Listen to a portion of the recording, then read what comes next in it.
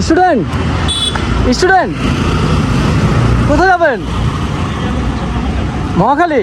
আসেন নামাই দেয়, আমি যাচ্ছি ওদিকে। আসেন আসেন। ওয়েলকাম। হেলমেটটা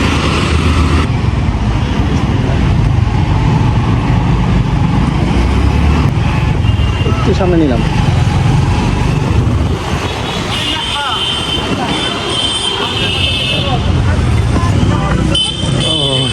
অসংখ্য ধন্যবাদ আমার সাথে আসার জন্য ভাইয়া।